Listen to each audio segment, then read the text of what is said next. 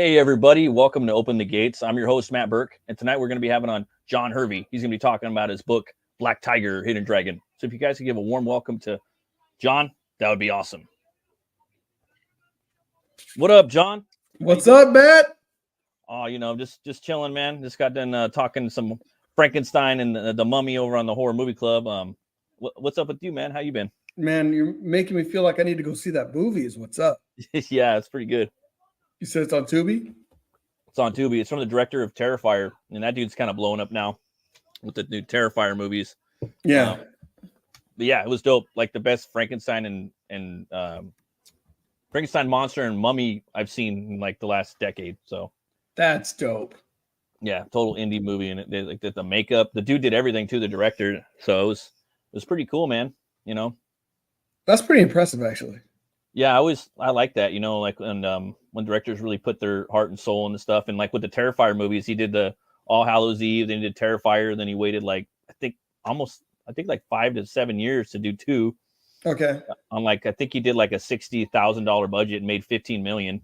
Oh, jeez. And people were throwing up in theaters, and you couldn't buy that type of exposure. And he started making barf bags, and it was on Yahoo. I was like going in to log in, right? Yeah. My email, and I see Terrifier 2. I already wanted to watch it, and then the movie was good too. It was like how like Terminator 1 comes out. The Terminator, it's like a cyberpunk slasher movie. Yeah. And then the second one comes out, and it's like an action movie. It's like right. So that's kind of how Terrifier 2 was. I mean, it was cruel. It was a cruel, like wicked movie, like fucking gross and sad and everything. But it had some cool like soul to it. You know what I mean? Towards the end. And then this one, it's going to be a Christmas movie. So I don't know how they're gonna tie it all in there. So boy, we'll see how that works out. But I'm excited. Yeah. I want to go watch it and probably hit the homies up and see if they want to go peep that movie out. That's cool. So how's the weather, man? Where you stay at? I'm in Houston. Oh, okay. You're in Houston. Okay. Yeah. I'm over here in like Long Beach, Los Angeles area. Yeah, I'm originally from LA. Lost my man. Yeah, I am originally from the LA area too. So definitely missing that weather right now. That's for sure. There we go. I was just saying I'm originally from LA. I was born in Inglewood. Oh, really? Oh, okay. And lived the fam and I, we lived out there until 2019. Moved out to Houston. So, this last year went back to LA a number of times, see family, see friends, had a high school reunion, some other stuff like that. But no, man, that's definitely. I know the weather over there is nice. Yeah, it's pretty nice. It's there's a lot of like I think it's called ragweed pollen, but like it fucks me up, man. Every 4 months when the weather changes, I get like one day when my nose just turns into a faucet. And so I got to take like a Zyrtec or Claritin or Benadryl, one of those things, Yeah. But, now it's like we got that cold snap. I could feel the cold, trying to get out in the garage, trying to do some spring cleaning, trying to line some stuff up out there. Yeah. Yeah. Just trying to get it done. How do you like it out there, man? I know a lot of cats moved out there from here. Like it, man. I like it. I mean, it's like of course, you don't get the weather that you got in SoCal. That's for sure. But I like it. I mean, it's like very economic out here. I mean, right now, the funny thing is like we've been out here since 2019, and the last couple of winters, this winter included, last 3 winters have been really cold. Damn. I mean, they're like, it snowed a couple years ago and it ices. So, I mean, It's like, it freezes. Yeah. People don't think, it's, Houston. No. Yeah. It's hot and humid most of the year, but when the winter hits, it's real. Oh, man. Yeah. It's real. Some cold, huh? Yeah. But it's good though, man. I mean, I got 3 kids. So my wife and I have 3 kids. So they enjoy it out here. Of course, miss Cali at first. Still got friends out there, but you acclimate, right? You acclimate, and but they're all good. Yeah, I just came from. Yeah, well, we did a few times this year. I mean, my niece got married, so we were back. And then I went for my high school reunion. And then we went just to go chill with family and friends. That's cool, man. Yeah, my buddy came down. He did a a baby shower, and he's down, my best friend from South Carolina. So he came down and he bought a house too. Like a lot of people I know bounced South Carolina, Texas, and mostly a lot of people moved to Arizona like over the past 10 years that I know. A lot closer, you know. I mean, that's a hop, skip, and a jump to get right back. Right. And I heard too, like once you leave here, like you can't come back. Like sort of, it's kind of like that in a way, you know. It's hard. It's true. It's the price of living is so like off over here, you know. It's true. I mean, it's like you can't really get back into a house once you sell. Yeah. You know, so it's like you got to be deliberate. You know, if you're gonna bounce, or just how you do it. Yeah. You know, or sure. how you do it. It's like, you know, you rent your spot in Cali, or you know, whatever. But yeah, you sell it, you're probably not coming back. That's cool though, man. Like me and my wife, we're down, dude. Like we want to bounce. We just don't know exactly what place we want to go to. A lot of the places we wanted to leave or move to, the prices kind of went up now, and it's almost the same as Cali. Like I'm like, damn. Well, the like Western Seaboard, man. I mean, it's like Oregon, Washington. I mean, it doesn't make any sense, man. You might as well stay in California. You're gonna pay that much and then get that weather. Yeah. What? What's the point? Yeah. No. You know, if I'm gonna have that weather, it better be cheap. Exactly, man. Pay for that you know, that Mediterranean weather, you know. Exactly. So I've known you for a bit, man. You've been putting out some killer books, but like some of the cats that watch the show, they might not know who you are. So maybe you could tell us a little bit about yourself. Absolutely. So, man, I'm a comic book loving dude, man. You know, I've comics are really the first medium that I fell in love with as a kid. And comics are the reason that I even started reading as a kid. You know, I mean, comics just opened up the world to me. And when I was a kid, I mean, you could still get comics at your, you know, local drugstore. So I mean, I'd be with my mom. Yeah. There was a particular drugstore my mom went to, and then catty corner to it was a 7-Eleven. So between the two of them, the drugstore had two spinner racks, which was huge, and then 7-Eleven had a spinner rack. So between the two of them, you know, that was like that was pre-comic book shop days. Man, you're trying to find your books, and the thing is, like back in the day, like they didn't know what they were ordering. Right. So it's like you could easily pick up a book and then they skip an issue, you know, because they're just like, you know, they're not the aficionados of stocking, you know, stuff like that. But I really fell in love with comics as a kid. It was funny. I think it was Avengers 182 with this giant Crusher Creel on it. I picked that book up. I read that book so many times, man. Hulk I remember like just over and over in like the same day that I got it. And like we went home, my mom made dinner, and she was just like, I'm at the dinner table still reading this comic. And she's, you know, I'm just like, Mom, I am now a comic book collector. And she's like, that's good, baby. Now go eat your greens. Finish your greens. Go do your homework, take the trash out. Yeah, that's good. That's good. Right. You know, now do what you need to do. So, but I mean, that as a medium, I've gone full circle with comics. So, I mean, comics was really the first medium to capture my imagination. You know, of course, TV back in the day would watch, as you could tell from my comics, a lot of Kung Fu theater, old Hong Kong movies. And the funny thing is I forgot, who was I talking with? We were talking about like regular TV was nuts back in the day. So it's like on Saturdays and Sundays, you'd have Kung Fu theater. You'd have movies. So they would show movies like Rosemary's Baby. They would show Exorcist. They would show, I mean, you know, so it's like, and this would be at like 5. Right. Like right 5 in the afternoon. You know, you'd be checking out, you know, oh, it's like you could be watching Pippi Longstocking or I remember that. Chitty Chitty Bang Bang, or you could be watching Rosemary's Baby. Just popping up.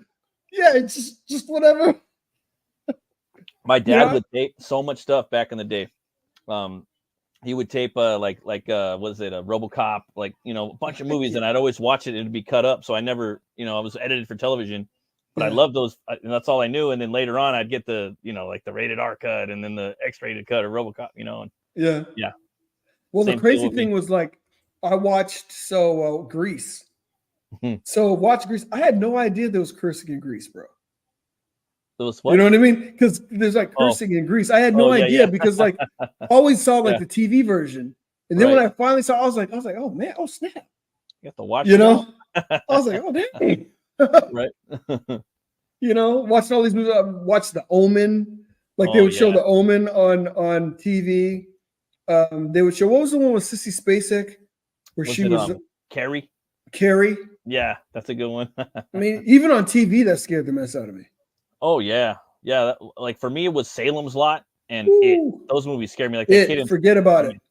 Man, like Salem's Lot had like three characters that were pretty scary. That kid on the window when he's floating around, and then Orlac like in the kitchen where he pops up. You know, like like I always talk about that scene in that movie with Christgau, Brian a lot. It's like in that movie, when Orlac pops up, they're in the kitchen, so they're chilling, you know, and like it's like a nice spot where you can't really, you're not gonna really imagine like Nosferatu popping up breaking through the window and just popping up. So I thought that was a real cool place to kind of reveal a villain, is like somewhere where you're really comfortable and you're not expecting it, you know? Because they really caught you off guard. You're like, oh yeah. I was like, what the fuck? That was random, and it was just scary with his big old eyes and the big old teeth. Yeah. And then they used to show that stuff just on regular TV, you know? Yeah, man. I guess they're remaking it too for a third time. Are they? So okay. I mean, hopefully it's good, you know. That's all you can hope, man. That's all you can hope. It's like, man, it's like, you know, they keep the same, not that it's always bad, but they just kind of keep the same content in rotation. Yeah. They keep remaking stuff, and you're like, that's cool, but it's like, you got any ideas, bro? I mean, can we wait like 70 years maybe or something? Yeah, just wait a little bit longer, and especially like when the originals are solid, right? You know what I mean? You're like, oh man, it's kind of tough. It's like, can you remake a bad movie? Seriously, you know, it's like, hey, that movie didn't work. Why don't you remake that? See if you can get some good ones out there. They're like, there's some really shit movies that have good concepts, you know. Well, you know what? That's actually why I was glad, at least with the first installment of Dune. You know, I mean, the original Dune movie wasn't complete garbage, but it was just weird, and it doesn't completely work. Right. You know what I mean? I did like that fight scene. Like, I like the end, you know, because it had like some fan service, and then I like the Rock, you know, like having a little fight, you know. I do have the movie. I have the DVD, and Carl Urban, he was cool, you know. Yeah, absolutely. But it was just kind of wasn't Doom. It was a little too sci-fi. I mean, Doom is sci-fi, but it leaned more on the sci-fi rather than the horror, you know. It felt like, I don't know. Yeah, but I mean, for me, comics, and then like, you know, so then we go through the era where they're making superheroes. They started making, you know, shows out of some of my favorite characters, and I love that. You know, so, and you know, first wave of Marvel, I'm totally digging it. But I've really just kind of come full circle, because I mean, the thing with comics is like, there's nothing like it that's like a left brain, right brain exercise. I mean, it's like you're so actively involved. I mean, you're reading it. I can think of the first times that like I heard the voices of certain characters, and I was like, man, I never really imagined their voice that way, I guess. You know, when I'm kind of reading it in my own mind, it's like it's like, so I mean, it's like, it's funny how some things work out. Like I remember the first time I watched Batman, the animated show, and I loved that show. But like the whole thing with the I'm Batman, I was just like, I never imagined that. You know what I mean? And it wasn't a bad thing, but I was just like, okay, okay, you can do that. That works. You know, because now everybody's just like, you know, yeah. Like, when I was a kid, I didn't think Batman sounds like that. Right, and it's like, you know, we had the Beetlejuice voice, kind of normal Beetlejuice, you know, like not extreme Beetlejuice's voice, right? Exactly. Keaton, you know, but then what was it? Conway, you know, he put that, you know, that umph on it, you know. Yeah, I mean the Conway one is Juilliard, you know. That's just that became the voice of Batman. Oh yeah. You know, it's like I would watch like some of the animated shows, and if he wasn't voicing him, I'd be kind of like, oh, like let down. Yeah, there's some good cats out there that get pretty close, but just like he's it, right? Yeah, he's the bee's knees. Yeah, R.I.P. to him, man. Yeah, And Hamill, you know, he's a little bonkers now, but he's a Joker, you know. His Joker was phenomenal, bro. Yeah, absolutely phenomenal. Like there was a cartoon called The Batman, which I liked a lot. It was 5 seasons, 5 years, and it was like Batman on steroids. Yeah, but I remember that. I don't know if you watched it, but I did, because Joker really was yeah. I love the Joker in there, and his voice. He just had it was like a deep version of Hamill, you know, and he was a jester, and my kids, we love that show, and there's just like some really. Oh, you still there, bro? I think you froze. Yeah, I think you froze. Far out theme. Yeah, there we go. So there you go. The all the villains in there. There's a lot of martial arts in that particular one. You know. Did you ever watch? I think it was from that series, the Batman versus Dracula. Yes, the movie. That shit's badass, dude. Love it. Yeah, that was dope. Yeah, and then like when you first hear like the Batman voice in there, I was like, it just sounds like your everyday guy basically voicing him. Even Bruce Wayne, he just sounds like a regular dude, but it kind of works. It does actually work. Yeah, and the claws, yes, like and all the toys, and it's just a fun show. Like they just, I don't know, I always that one's kind of overlooked. They did a good job. They did a really good job with that show. Yeah, I liked it a lot. And then going back to the original animated series for Batman. Yeah, Mask of the Phantasm, bro. Oh yeah, that movie. Solid origin Batman movie. You know, I love me some Batman origin media. You know, and that was a good one, dude. I mean, I love the. I have I've seen all of them. I have a lot of them taped on VHS. My dad, he taped a lot of stuff when we were kids. Like I got X-Men on VHS taped. I got Spider-Man the animated series taped. I got I got all that stuff taped. You know what I mean? And then now it's on like HBO Max, and I do have some of the Blu-rays. But what I did love about that show was it was so gritty, and each episode was a 30-minute movie. You know, and it pretty was much like, get in and get out, and that's pretty cool. And it was like, I mean, it was like they had detective stories. I mean, and they were like tragedies, man. Like you felt bad for the villains. Oh yeah. You know, I remember watching the one with Clayface, and I'm like, oh, that's so jacked up, man. Yeah, Matt Hagen, Ron Perlman. Yeah, and that one, oh, dude, yeah, man. And then, I mean, obviously, Mr. Freeze's was, oh yeah, with Nora. I mean, that was just you watch those, and it's like it kind of hits you in the feels, and you're just like, man. Two-Face was great. Yeah. That was a good one. You know, that's how you. I mean. That's characterization. Yeah. You know what I mean? It's like, yeah, they're villains, but you're just like, that's some tragic stuff, man.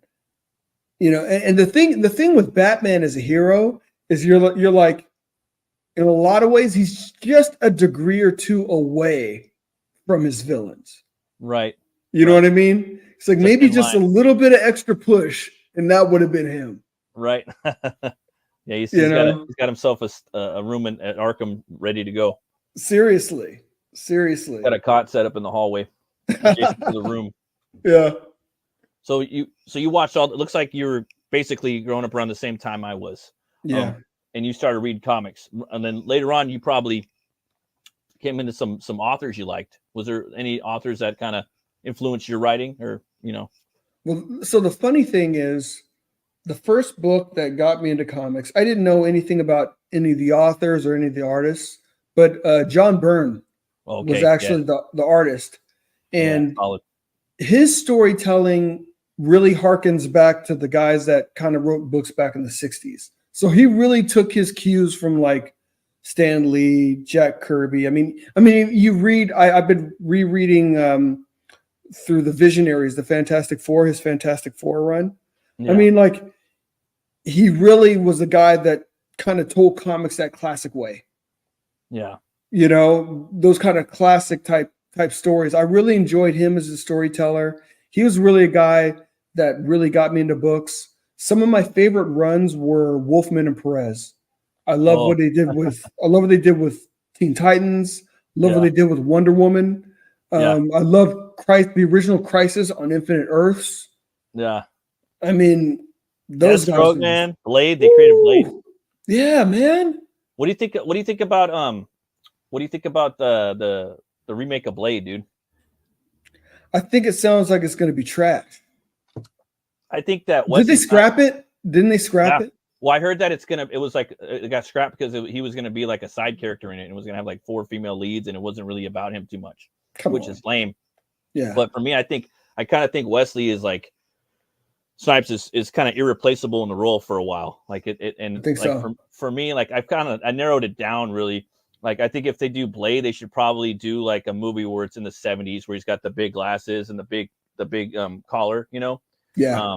And just do something totally different. And I think they should get Michael Jai White to play him in that version of it.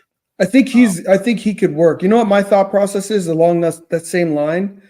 I mean, they should do a 70s run, just period. Yeah. I'd love to see that. I'd love to see Power Man and Iron Fist.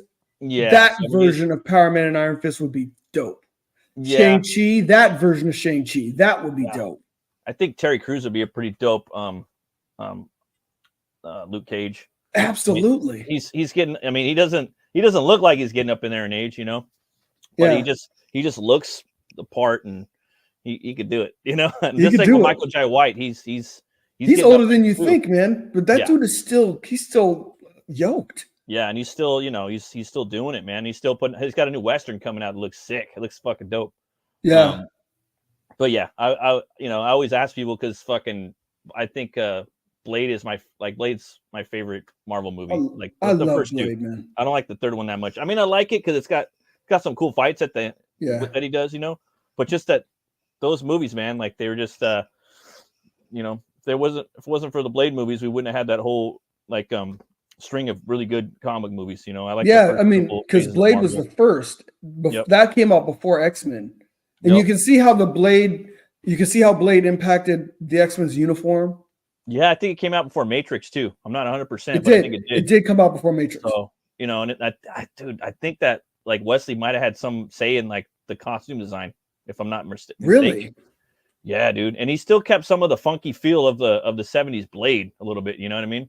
Yeah, he did. I mean, the kind of like the soul of it, you know what I mean? Not entirely though. You know, yeah, but even like his dope car. I mean, he just like in that first movie, street as fuck. You know what I mean? And it's all about, he's a detective and it's street as fuck. So it's just I don't know, man. You got Guillermo did the second one, and that movie got me into Hellboy because Norman Reedus is one of the BPRD. What's BPRD? And then like the Hellboy movie came out, and like there was a message board for Hellboy. I didn't even know what the fuck Hellboy was. I just knew. I kind of remembered a statue of him, a Bowen statue, where he's punching the ground and he's got one horn coming out. And then I found out about Hellboy, and I was like, oh, and it all came from Blade.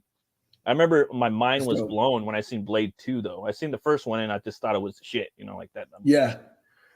The second one came out. I don't know, man. I just like, what the fuck did I just see? Like that whole fight with Nomak at the end and whatnot. Ooh. I remember I went to my homie's house afterwards. I went and seen it with my dad and my brother, and I'm like, he dropped me off with my buddies, and they're like, dude, I gotta take a rip. That shit was crazy, man. Like it stuck with me, and like for me, like that was. I expected that in every Marvel movie, and I never really got it again. Absolutely. I never got the action like that ever again. No. I mean, they come close. You get like Winter Soldier. That movie's pretty dope. That had Winter Soldier is dope. You know, in terms of Marvel movies, getting that action, probably Winter Soldier is it. Avengers, the first Avengers was fun, but you still don't get that kind of just like choreography. And all that choreography, all the dance, you know, because I believe he's a dancer. He's a martial artist. Like he's a martial artist too. He's a dancer and a martial artist. But that's what all the Hong Kong guys are. Yep. The Hong Kong folks are dancers and martial artists. That's why they're so dope. Yeah, dude. It's crazy, know, though. It's like now I'm just kind of like I'm really like I don't know. Like I again, maybe you should wait another 30 years. Maybe you should wait or do the fucking 70s version of him and have Michael Jai White play him, because to me he's like the only guy that could kind of really sell it, you know. And he has a fan base. People know him from Spawn, so they'll come in and I think they would buy it up, you know. And that's right. Black Dynamite was fucking huge, so like he has a big fan base from that too. So absolutely, I think that would be perfect. I mean, the thing is, like, you just can't have anybody that has any soy in them. No, to do Blade. You know, you can't. No, I mean, Yeah, no, no, there's nobody, dude. I'm sorry. That's what I'm saying. It's just, yeah, I don't know. It'd be hard. It'd be hard, man. And he's just like, he's real like, I don't know, man. He just got he's real close to the ground, you know. Him and Scott Adkins, you know. I'd love to see both those guys kind of like. I always thought he would have been a good Batman, but you know. Oh man, that would have been a great choice. Yeah, man. I think that's too much man for nowadays. Seriously, you know, that's too man. I still got to see John Wick 4 with him in the fat suit, man. I haven't even seen that. I love John Wick, and I Me still too. haven't seen the fourth one. I was like, dude, that fool, he's, you know. And then the Day of Reckoning he did, the Universal Soldier with Dolph Lundgren and Jean-Claude, it was good. That one was really, really good. The fight at the end was fun. Yeah. But you named John Byrne as you know, writer you like. As far as artists, do you have any other artists that really might even influence you as well? Yeah, definitely Perez influenced me a lot. Oh yeah. You know, I mean, but dude, there have been so many like amazing artists that like I enjoyed like Joe Mad when he did you know, just Battle his Chasers and stuff. Dude, I found out about him from the video games from did you? From Darksiders.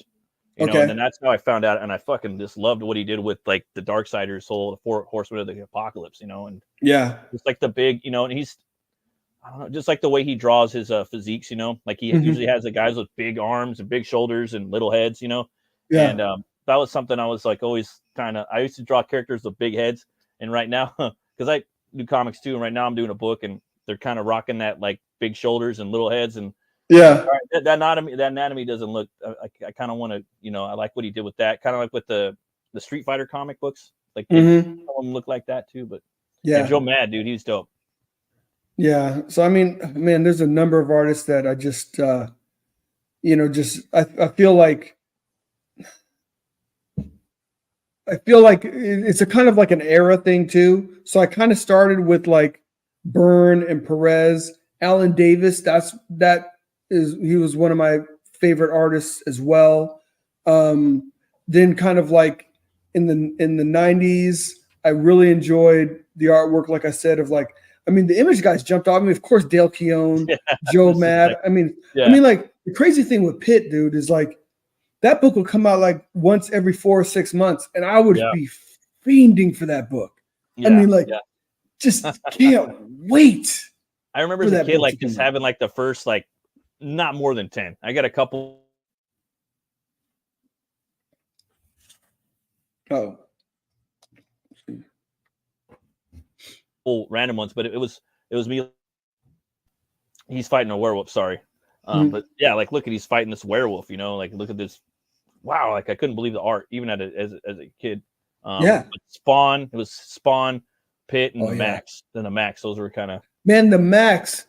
That and that was such a trip. That book was such a trip. Yeah, but the art was sublime. I mean, it's like the way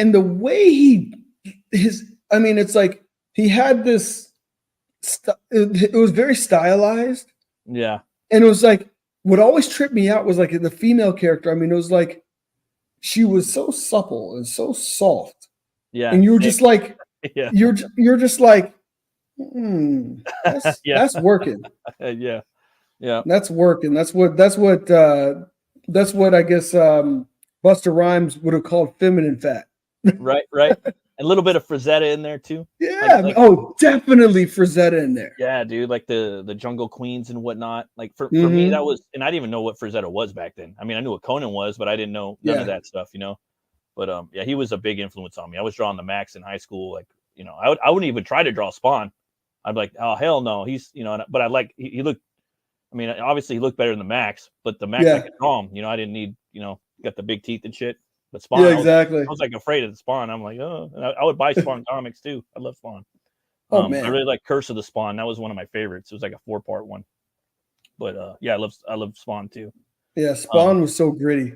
Tom McFarlane just he was like I did a report on him in like 9th or 10th grade. I was like, yeah, this guy's just the way he drew, and everything about it. I loved McFarlane before he did Spawn. I loved his Spider-Man work. So good. Yeah, me too. The Spider-Man and Venom shit was the shit. That's what I like. Oh, so dope. For the Marvel stuff, Spider-Man and Venom, I thought those are the characters he drew. I mean, the best, I think. Best. I agree. I agree completely. Yeah. You know, yeah, man. That's where he really. I mean, it's like you look at that Shine. stuff and like you're like, damn. Yeah, like he could come back and draw some Spider-Man. Like, all right, Todd's coming back to draw some Spider-Man. You know, I think that would. I'd be happy as a clam. I think that would help some sales, maybe. Yeah, and getting their story arcs together, man. Yeah, I get some good ones. Yeah, I mean, I can't lie. I mean, it's like I've been backing indie books. I haven't picked up like even the kind of old stuff. I read the old stuff, but I'm not reading any of the new stuff, so I can't even really speak to it. I mean, I got kind of disenfranchised with that a while ago. I was just like, yeah, man, I can't spend this much money on stuff that is obviously this much not for me, because this is not what I buy comics for. Yeah, I've just been back in indie and Comicsgate stuff like for the past, I don't know, man. I think it's been like a couple years now. I lost track. Yeah. And just kind of reviewing stuff that I'd like to talk about. And, you know, I get creators on here and they talk about their books. Actually, I got your book right here, man, pulled up if you want. I could share it. We could. Yeah, absolutely. Would you like me to share it? Yeah. Do you mind? That'd be dope. Oh, for sure. I'll get that right now. Hey man, you got a favorite metal band? Man, I'm an old head. I mean, you know what the funny thing is? So I mean, me and some friends. I remember. So I'll just give you like an idea, like kind of how old I am. I remember we would go in my friend's room and we'd listen to Shout at the Devil. Yeah. You guys rock, man. Yeah. No, I mean they're those guys rock. What about you? Oh man. Well, for me, I'm always listening to metal bands all the time. I'm like every week I'm trying to find new stuff. But yeah, I really like I like a lot of the bands that come out of like usually like Sweden, Scandinavia. Yeah. But I like all styles of metal, you know, and music.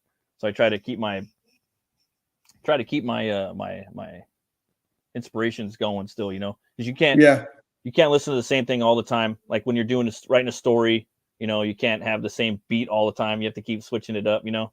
No, exactly. Some of my favorite bands are like In Flames, Scar Symmetry, Soilwork, Darkane, At the Gates, Winter Sun. Oh, those are a couple. I mean, Amon Amarth. There's a lot of bands. So many. There's a ton of bands out there, man. And there's just more and more. I'm finding more. There's this one band I just found out called Cypcore. They sound like they're like straight up cyberpunk, dude. Really? So is it like metal and synth?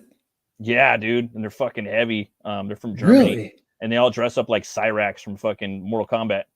Oh, snap. Like on stage, and they're like, we don't play shows, we have military campaigns. Like they actually base their stuff on like a fake alternate reality. And man, like 2007, I'm like, Cypcore. All right. I'm like, oh, these guys are pretty dope. You know? This? Yeah.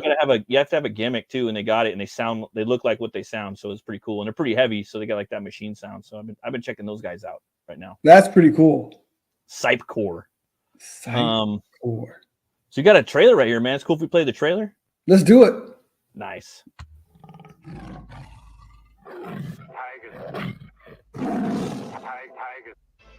Welcome, Beyond Time Travelers.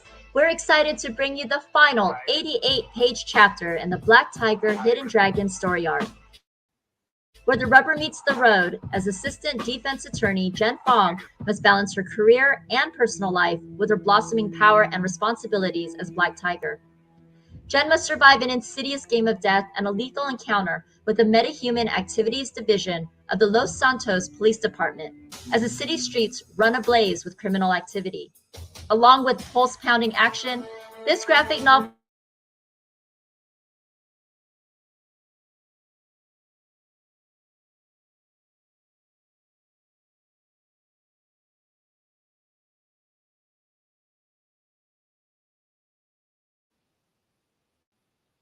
in order to save the city of Los Santos and restored the disgraced names of both the Fong family and the Black Tiger. For those of you who are new to Black Tiger, this campaign is a great jumping on point, as it contains nearly 350 pages of comic book awesomeness with 2 complete 6-issue Black Tiger story arcs, Legacy of Fury and Hidden Dragon. Start at the beginning with the 172-page epic Black Tiger Legacy of Fury, in which Pak Fong, the prior Black Tiger, has a strained relationship with his children. His daughter Jen is a straight as an arrow assistant DA, whom Pak has inadvertently lost in the shuffle as he focuses his attention on his prodigal son Eric.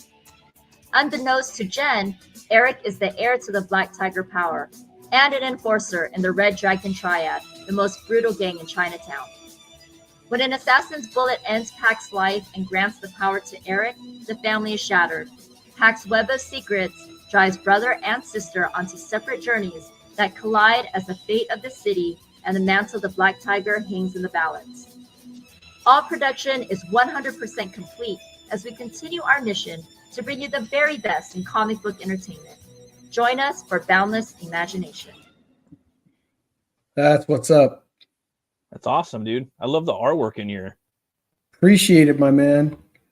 I've been working with Rod Looper, okay. line art. Been working with him it's been a couple of decades now, bro. Oh, okay. Yeah, he's badass, man. I think he has another book called Fractured Echo, if I'm not mistaken. Yeah, he's got it, and that's actually you should. I know you should like that because that's I think it's like a sci-fi horror.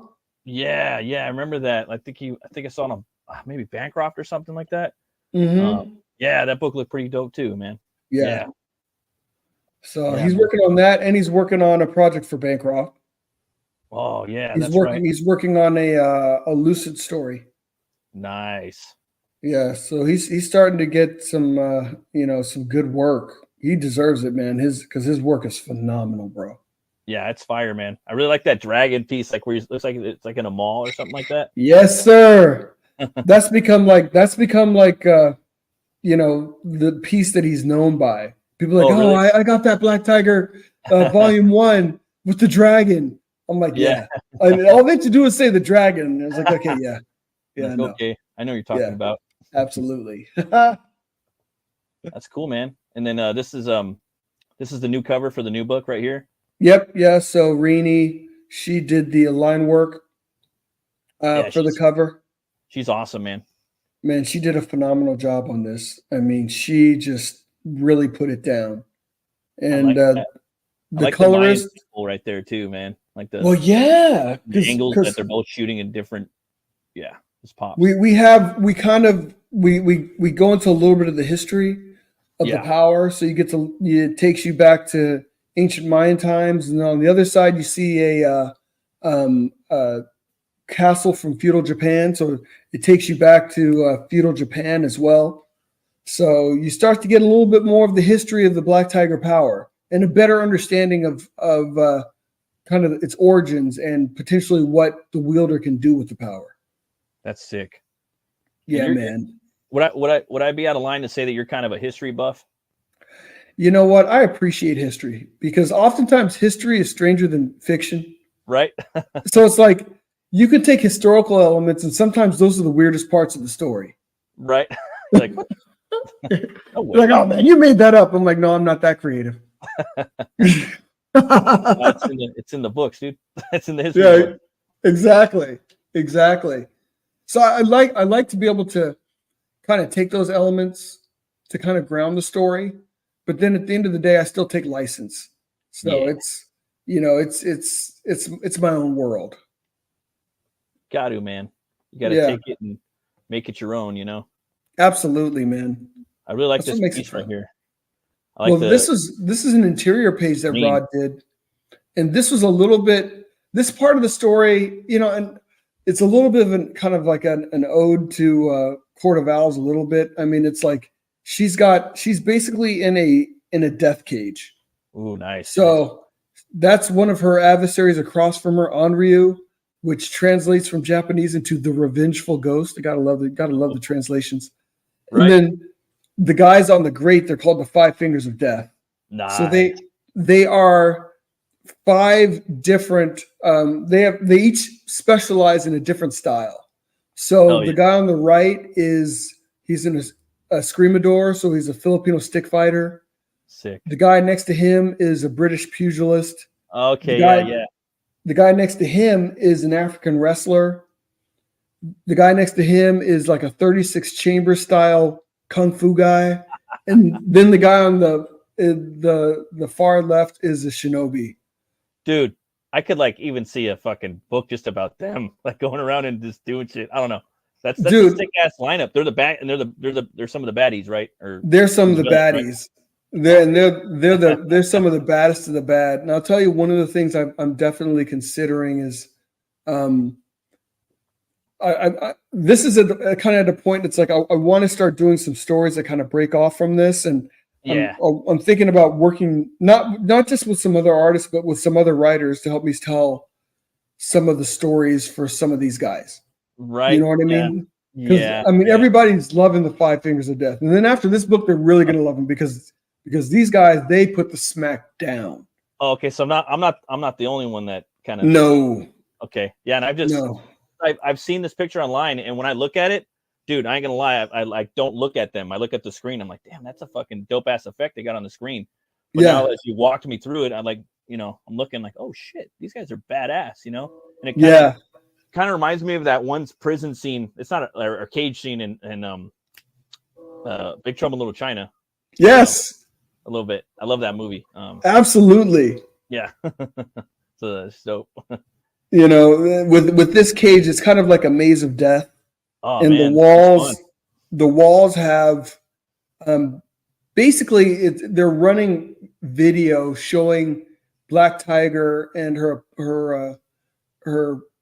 antagonist there that they've been being watched. So basically it's images from prior issues. Oh, okay. So there's a lot going on. I mean, there's the fighting going on, but then there's kind of the realization of like, whoever this foe is, they are well versed in who these guys are. So a lot of this story is Black Tiger. So she's come into the power. Her father was a prior Black Tiger. He gets killed as Black Tiger, and he was a police officer. He gets defamed posthumously as a cop. That's the worst. So the one coming after her already knows about Jin as the Black Tiger. So now Jin's trying to crack the code, figure out who's coming after her, and then you got to do it martial arts style. You got to get your revenge.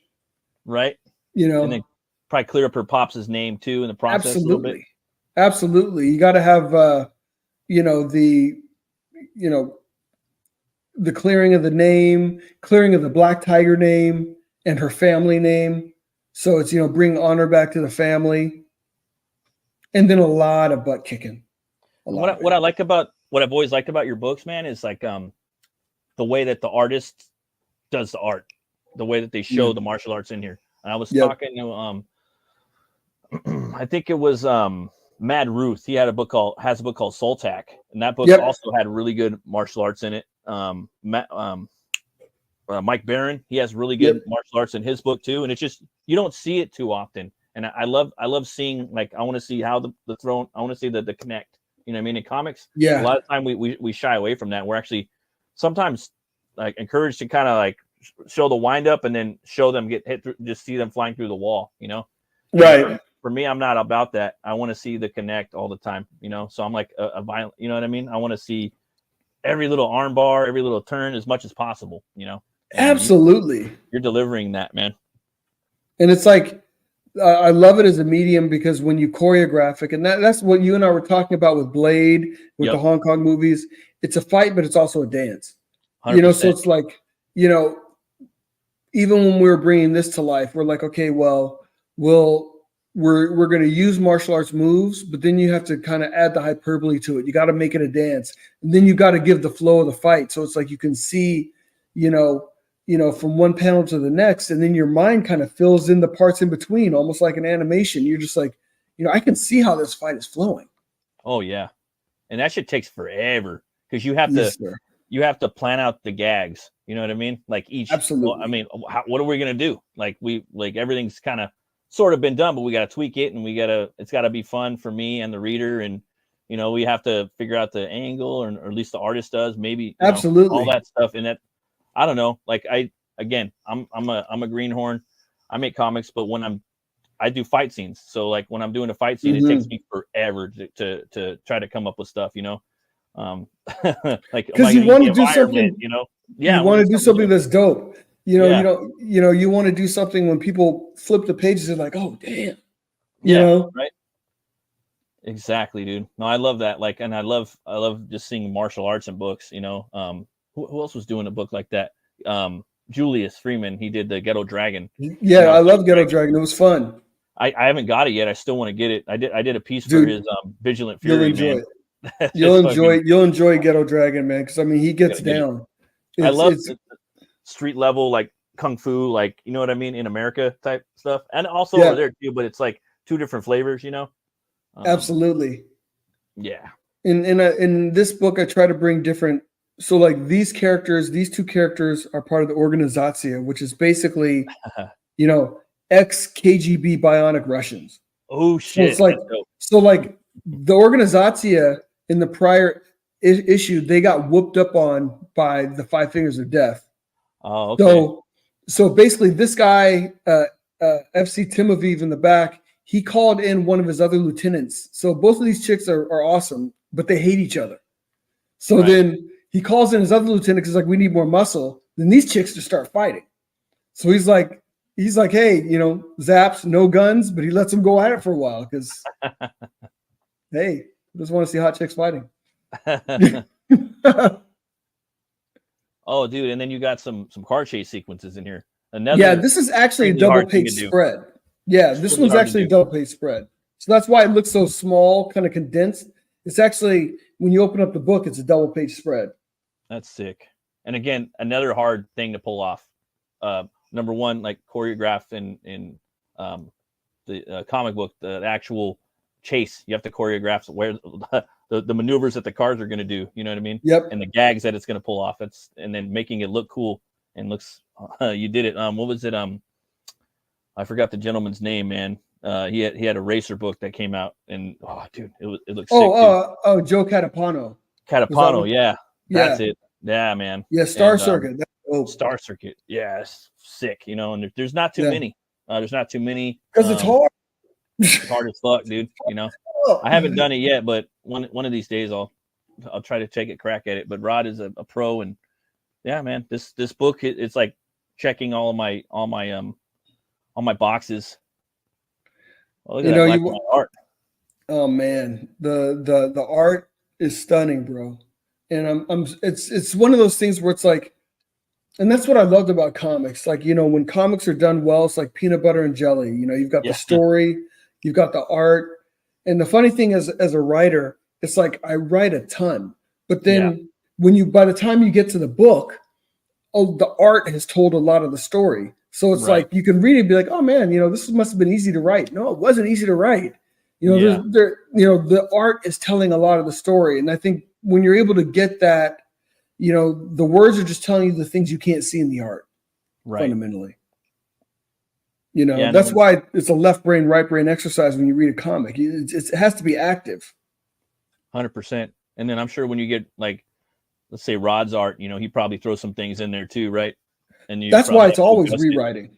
I mean, it's like I write the script, he'll thumbnail it, I'll edit it, then he'll draw it, I'll edit some more. It's like every stage you rewrite, like a little bit of, you know, touch, not full rewrites, but it's just like, man, you know, there's something new that's brought to the table. First you get a cow, then you cut off a steak, then you cut it into cube meat, then you grind it, you know what I mean? Then you make a patty, then you burn, then you fry up the burger. Exactly. Constantly rendering, right? And then Rod comes up with a cool idea, and you're like, "Fuck!" Now I'm gonna go in and, you know, tweak it around a little bit, you know. Well, and that's one of the things we really enjoyed. He was just like, "Hey, man," he's like, you know, I want to have some samurais and some mutants. And I'm like, dude, I could definitely work that into the story because there's some historical things we want to talk about. So it's like, you basically have, you know, a goblin warlock and a goblin samurai with his whole horde. Sick. You know, yeah. And it's a bloodbath. Sounds like you and Rod, man, are speaking my language, man. That's the type of stuff that I love as well. That's stuff, to me. He wants to draw it. He's like, damn, I want to draw that. Can you work it in there? And it's just gonna make the story even funner. Exactly. The last thing I wanted to do was I didn't want him to get burned out. Yeah. And I feel like artists get burned out when they get bored. You know what I mean? It's like you're like this is too much of the same thing. Yep. And you got to keep challenging. I guess if you want to like kind of level up, like me, I'm trying to as much as I can in the time that I have. I'm trying to level up, and getting pushed, and getting bored on the same thing and burned out. Like I worked on the same thing for 10 years, and so now I'm working on a new thing. But then I'm trying to do another story. I want to do a couple stories that way. Each time I'm bouncing back and forth to another story, I'm bringing more inspiration rather than just focusing on one thing. I think it works. That's how, I kind of do that with writing, and Rod totally does that with art. It's like Rod's going to have 3 projects going because he's got, this one project that's a sci-fi horror. Then he's got his another project, which is, the Lucent. Then he's working on this, and it gets different stuff. So when he comes back to the next project, he's inspired. He's just like, I call it the well of rejuvenation. So he goes back to the one. well of rejuvenation every time he leaves that project. When he comes back to the project again, he's fully rejuvenized with more inspiration to draw that project. And that project is not going to suffer from it because he's been rejuvenated, and he's not burned out on it. Those are facts. That's absolutely true. Oh, I love this, man. And then here she's fighting. She's fighting them. So basically, there's a metahumans activity division. So the police force was underfunded. So this private funding came in and got them gear to fight metahumans. So it's like, so they end up becoming almost like a privatized police force, and they go after Black Tiger. And this one chick is really, she's got a thing for Black Tiger in a couple of ways, and so they have a very kind of cool and interesting rivalry, so to speak. That sounds like an interesting entanglement or exactly. Exactly. And then here we're getting some of the Mayan influence. So this dope ziggurat. So I love this stuff. Like Bancroft, he loves his backgrounds and stuff. Me too. And I love I don't know about if when you're writing, do you get a kick out of like describing or writing like these hideouts, these locations? Absolutely. I had a feeling because you're like in the history and stuff, and like Hellboys like that, and Indiana Jones, you're going into the temples, and I love that too, man. And it makes it so much more fun, and it really grounds the story. So like you really start from something, and then you start going off in different directions, but you start with something that is like really grounded. Yeah, and it's epic too, and it kind of galvanizes the story sometimes when you have like this kind of epic setting, or not even setting, but more sometimes an actual building or like a location specifically. Like I don't know, maybe like a square, like like right here it's a temple, right? Yeah. And he designed a temple with the true the roots coming down around it, and the certain doors and just all that. I don't know. I love that stuff. Yeah, and it's dope. And we decided it's like the temple. And it's like you don't have to fully explain how it happens, but it's like you have this huge ziggurat, but it basically that's the tip of it. It goes into the ground. Yeah. So you're kind of like there's a part of you like, how can that be designed? But you're like, man, how could the pyramids be designed? How could Oh yeah. I don't have to. It's like, Well, at the end of the day, it's like it's a comic book. Like it's you could be, so like 100% accurate, but at the end of the day, you got to leap a little bit. You know what I mean? It is a comic book, and exactly. It's like don't not everything needs an explanation. Like I remember watching the I guess the second trilogy of Star Wars, and they're breaking out the metachlorians. I'm like, that's the worst thing you can do. It's the Force, man. It's just the Force. Just the Force. You don't have to break that down. It's terrible. Yeah, and then like sometimes people like I don't know, Brian, my buddy Brian Christgau could word this better than me, but he was saying that like, oh, the movie of the Goodfellas or the movie of this, it's not realistic. And he's like, well, what movie made you think that it was an actual depiction of real life? Like nothing is. It's a realistic. movie. It's a fantasy world of, even if it is a real movie, it's a fantasy world. It doesn't need to be 100% accurate, even if it is set in New York, and it's it's Goodfellas or something. Any genre, So I'm like, exactly. And I just like, it's kind of common sense, but still, I never really thought about that. Like, it's not reality. It's not reality. It's entertainment, and that's a big part of the problem that comics are suffering from now. You got these folks that are creating books. They're trying to put themselves in the books. They're trying to put their own issues and angst into the books. Nobody wants that. No, not people, really. We all got our own issues. I don't want to see somebody else's issues in a book. Yeah. No, I mean, I want to see them go do something else. I mean, just tell the story, make the character, and by proxy, you're gonna parts of you are gonna go into the story regardless, right? Exactly. Dude, I'm loving these dragons, bro. Yeah, man. These demons, I don't know. Yeah, I don't know. Oh man, this is sick, bro. Yeah, man. So I mean, it's like we went all out, dude. All out. Yeah, you guys, man. Whoever's watching this book is pinned to the chat. There will be some people, on the replay. It's up at the top, so you guys can back it and come check it out. Check it out. Oh man, I'm loving this picture right here. This bar. So that bar, when I first did the Legacy of Fury, which was my first Black Tiger campaign, I was way over ambitious, bro. I made a hardcover and I made a wraparound cover for the hardcover. So I mean, sick. It was basically four images. Like a dust jacket kind of? Yeah. So it's like it had a cover that you open, you could take the cover off the book. So I mean, it was like for a hardcover, and so it was like basically four covers. Man, it was dope. But it was one of those things. It was just like, it was not an economic move at all, bro. It was just me being a nerd. So everyone that got that hardcover book, my wife was just like, babe, she's like, you're basically subsidizing this because the price would have been too high. Yeah. I was like, I know. So I was like, I haven't, my wife's like, we're not doing the hardcovers anymore. I may have a solution to that now though, because Critical Blast, he's able to do some hardcovers really well priced. Yeah. Yeah. He hooks it up, man. I love RJ. Yeah. And sometimes in the beginning, we all got to kind of make a splash. You know what I mean? Yeah. I didn't do anything like that, but it's like, I went pretty big on like a lot of things for me anyways. You know what I mean? On stuff that I did, and people remember that, dude. They're going to remember that, Absolutely. Gonna stick with them. You know what I mean? Yeah. I know I would if I had that. For sure, dude. Yeah. Loving this artwork. Yeah. So that was the line work was by Rod, and the same guy that colored the Rini cover. His name is Charles, but he goes by Articida 1, like Articide. Articida 1.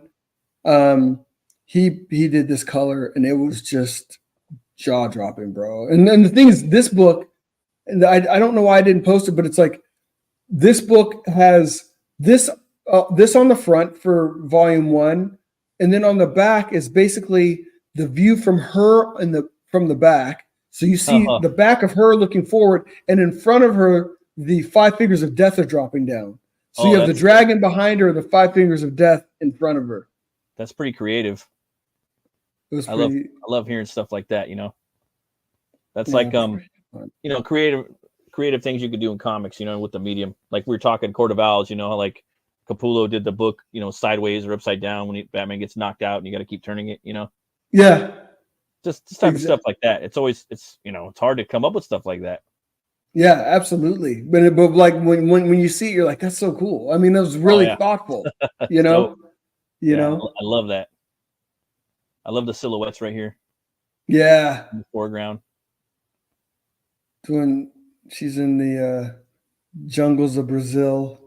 It's a mean. And that's the other thing about comics. I mean, it's like you can go anywhere and you can do anything. So why constrain yourself? Unlimited budget.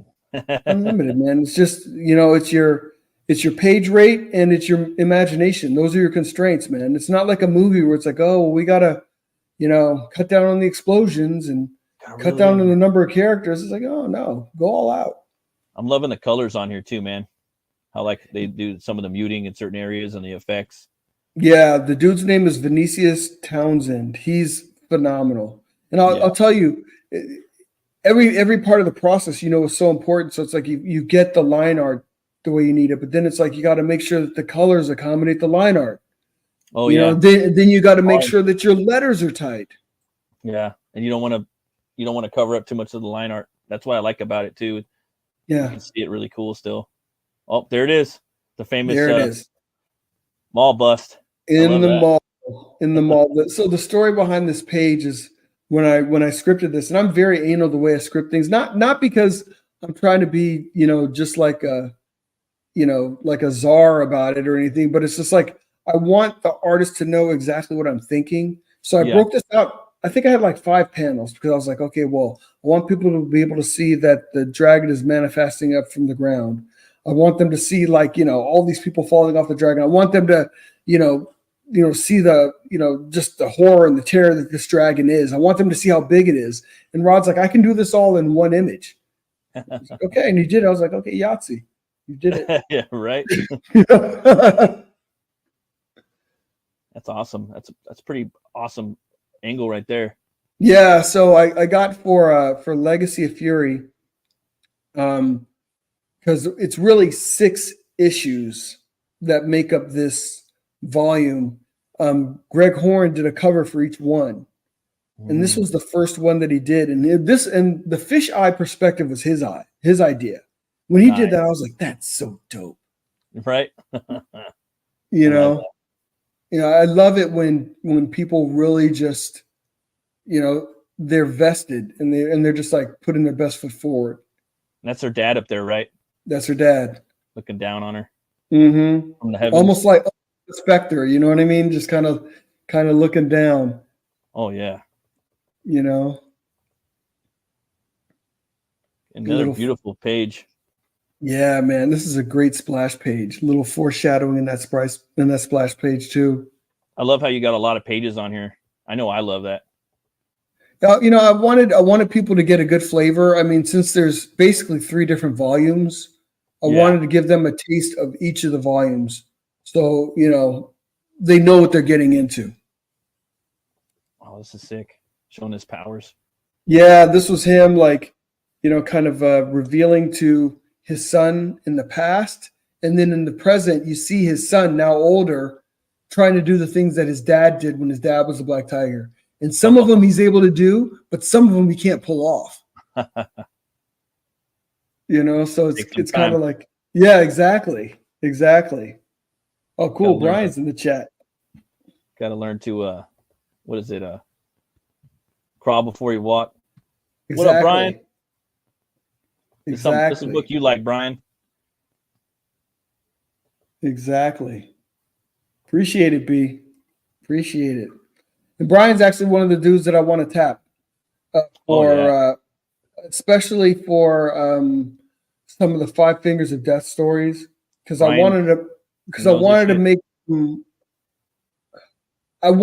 them, not just simply because they're not anti-heroes, they're villains. Right. I don't want their story told like anti-hero. I mean, they're villains. They're not redeemable. No, and they're not meant to be redeemable. They're there to make the hero heroic. Exactly. But I also want, kind of like in a one shot, just to show a reasoning how awesome they are too. So it's like, you and I, we were talking about earlier, we were talking about like Batman the Animated Series, we were talking about the villains. I mean, the villains are villains, but there's something tragic to them. There's something that even though Mr. Freeze is horrid, you're like, I feel bad for that dude. But the things he's doing is pretty irredeemable. But you feel bad for the guy.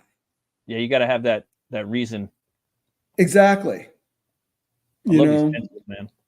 Yeah. Pencils. So we threw some pencil pages on there for folks that may want to get those, and then even below that, there's some inks, some pages that Rod inked. So a lot of great artwork. Appreciate that. A lot of great artwork. Just having a blast.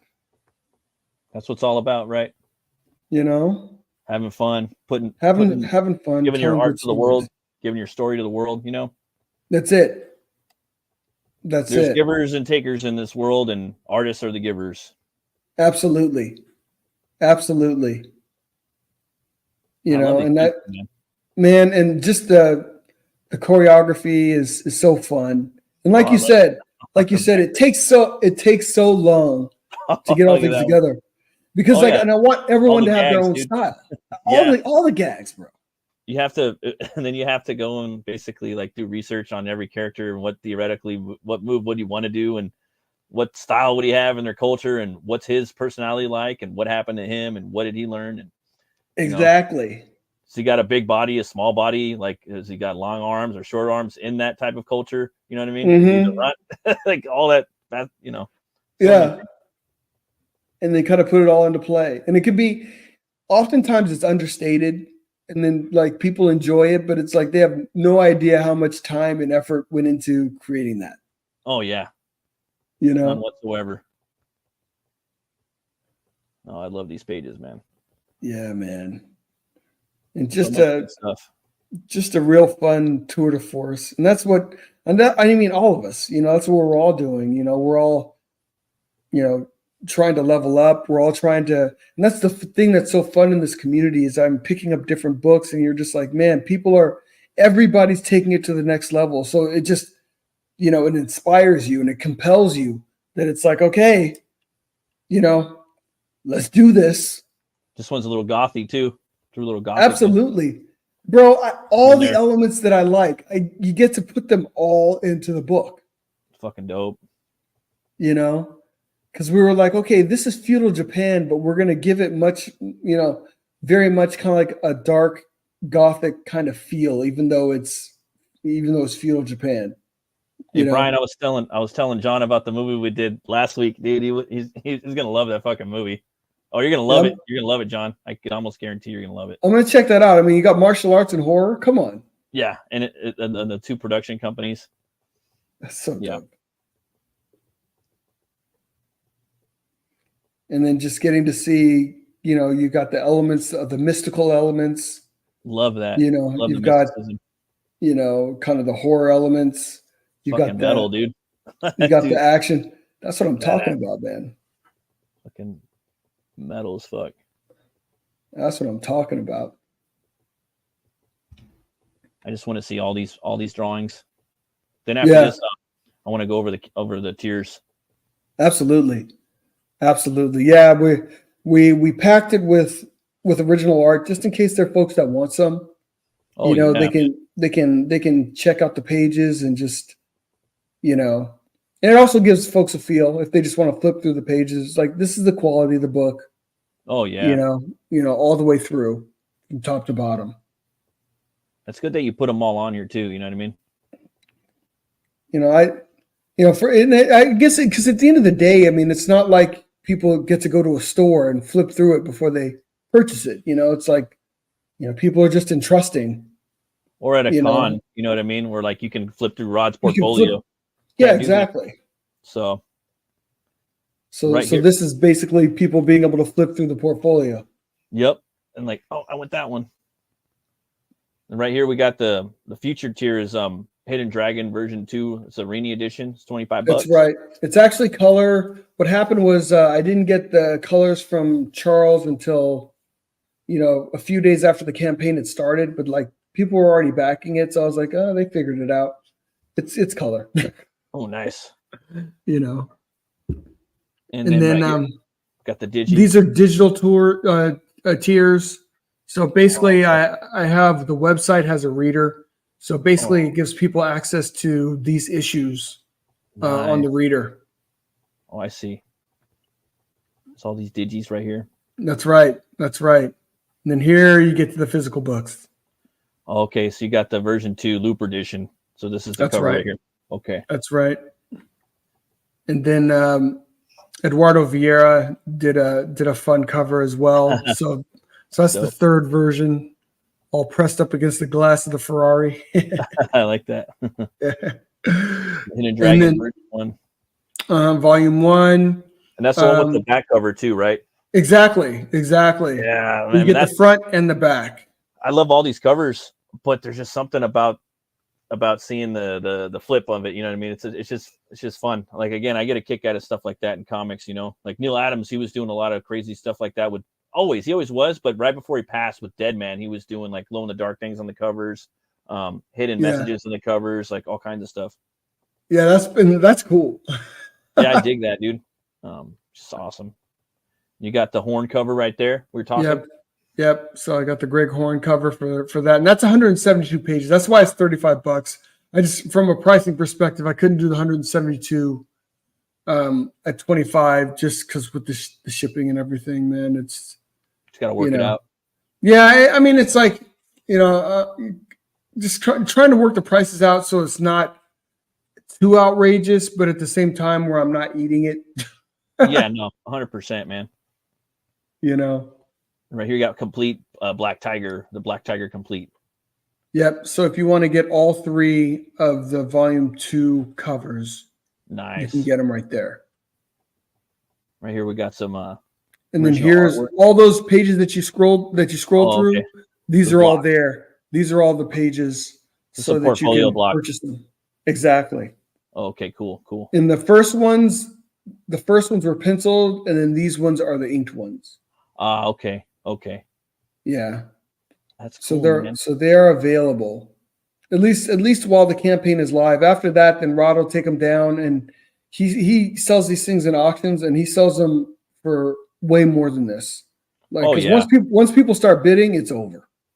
Yeah, and once the book is like complete, like after the volumes are done, these pages are going to be worth even more. Absolutely. Once people get the books in hand, they read it, they see how badass it is and how much time and effort that you guys have put into the story, the fight choreography, the art, and how people are going to start wanting those even more, and they're going to be worth even more money. So if you guys can absolutely get in here and get some of this badass art, man. There's some really cool pages in there. And yeah, man, you guys are at 79 backers, man. It'd be cool to get to 100. So there's only 11 days left, 100, 11. So that's we can do it. We can do it. You guys could do it. So I got the number. I'm sorry, the link pinned to the chat, so you guys can jump on there. But yeah, man, that's a sick looking book. I'm glad you came on and talked about it a little bit. I got to know, man, what's your favorite movie of all time? Yeah, and if it's hard, then just name 3. So I'm gonna say Empire. Okay. And the reason why is not just simply the movie, but it's the era in which, it's like there were no spoilers back then. And going from kind of the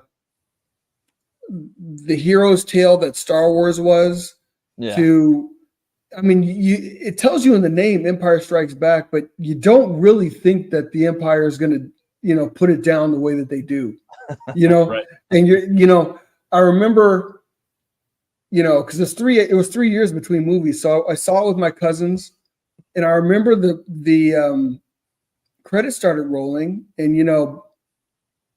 Boba Fett had gotten away with Han Solo, and, Luke's hand had gotten chopped off. Yeah. Me and my cousins look at each other, and we're just like, we have to wait another 3 freaking years to see.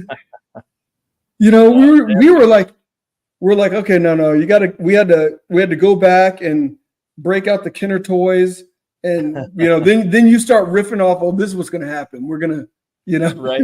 You're gonna figure it out. So I love that movie. I loved Indiana Jones. Well, actually, Raiders of the Lost Ark. Yeah, that was such a fun movie. That was so well done, top to bottom. Probably one of my favorite movies, RoboCop. Yeah, it's in my top 3.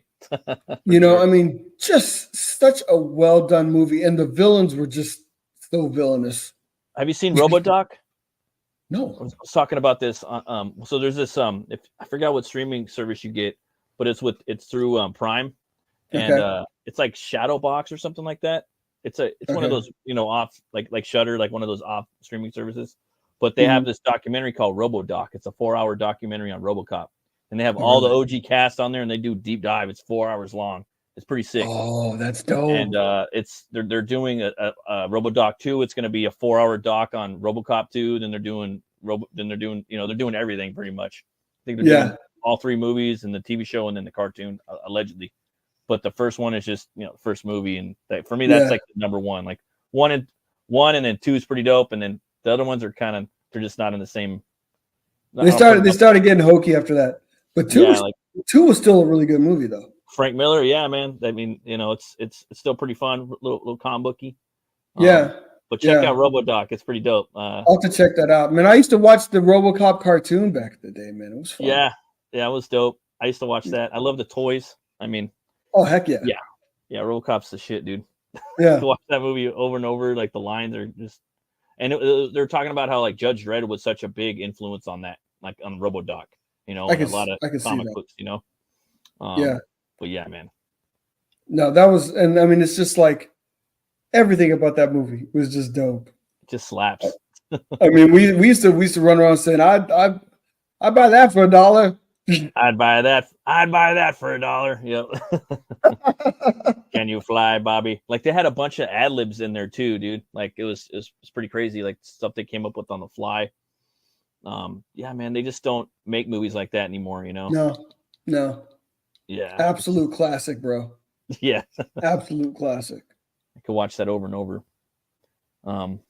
Yeah, man, those are some dope movies. You got a favorite beer, man? I always ask people when they come on, I'll tell you what's funny. So growing up, my dad always drank Coors. Oh, really? So and he'd always let me just drink from his can. Right. Growing up as a kid. So it was Coors, man. Yeah. Just because, connected to my pops. Yeah, 100%. What about you, man? I like Vitus by Weinstefaner or Weinstefaner, however you want to say it. That beer is pretty bomb. Okay. But I don't know, man. I kind of like whiskey a little more, but I don't know. Yeah, I like whiskey more than beer a lot as time starts to go by, I haven't had whiskey in a while though, but yeah, I like the rye. I like a good rye whiskey, and the bourbon. But bourbon, nice. Yeah, I was drinking a cucumber lemonade right now. My wife made. That was it's pretty good. Nice, man. Yeah, so, yeah, it's always good. Those homemade drinks. You know what I mean? Exactly. I was about to say, wife hooking it up. Yeah, dude, those agua frescas. Yeah, exactly. What's up? Well, shoot, man. Dope. Thanks for coming on. I'd love to have you on again, dude. I know you're a busy man, and you got a lot of different IPs. So, or anytime, just come on. It'd be cool to have you on again if you'd like. So, man, I would love to do that, man. Most definitely. I got to check it out.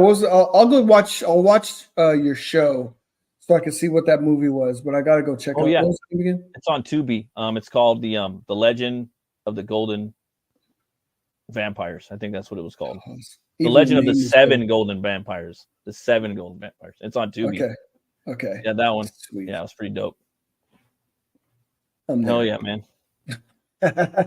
And thanks for everybody that stopped by and everyone that's going to be watching the show. And remember to go back to Black Tiger. You guys are going to love that movie. Or I'm sorry, that book. The trilogy. Pick them all up. That's right. Get all 3, folks. Yeah. Thanks for watching. And I'll see you guys next time. And always remember to be bold, be brave, and roll the bones to know your role. I'll see you guys later. Let's go. Bye-bye. Peace.